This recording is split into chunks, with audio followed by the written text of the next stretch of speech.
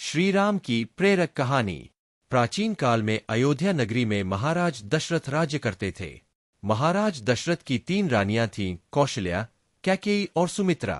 लेकिन कोई संतान नहीं थी, जिसके कारण वे बहुत चिंतित रहते थे।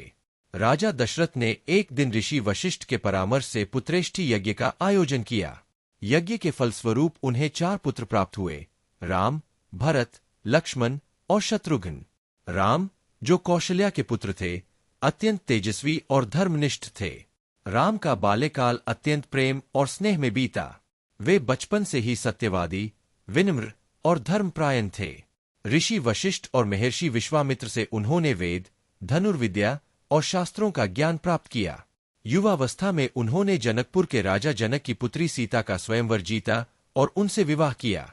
राम का जीवन आदर्श और मर्यादा पुरुषोत्तम के रूप में समाज के लिए प्रेरणा स्रोत था। जब राम के पिताजी राजा दशरथ ने राम को अयोध्या का राजा बनाने का निर्णय किया, तो सभी प्रजा ने हर्षोल्लास से इस निर्णय का स्वागत किया। किंतु कैकेयी की दासी मंथरा ने कैकेयी को भड़काया और उसने दशरथ से अपने 2 वरदानों की मांग की।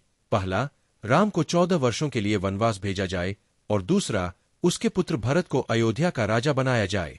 दशरथ को बहुत दुख हुआ, लेकिन वचनबद्ध होने के कारण वे कैकेयी की मांग मानने को विवश हो गए। राम ने अपने पिता के वचन की मर्यादा को निभाने के लिए वनवास जाने का निर्णय लिया। उनके साथ उनकी पत्नी सीता और भाई लक्ष्मण भी वनवास पर जाने को तैयार हो गए।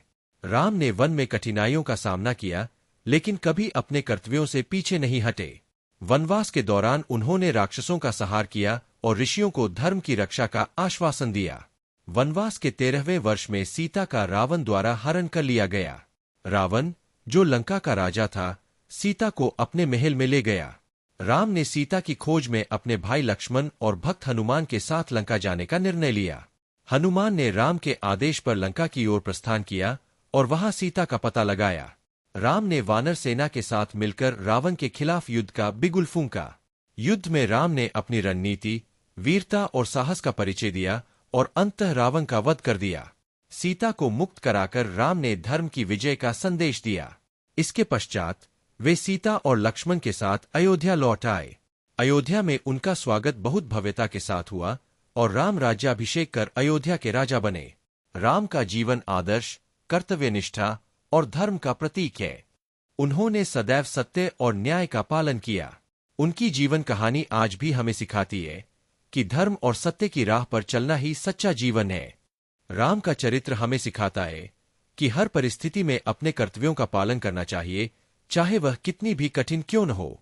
उनका जीवन एक प्रेरणा है, जो हमें सिखाता है कि अपने सिद्धांतों और मूल्यों के प्रति अडिग रहना ही सच्चे जीवन का सार है।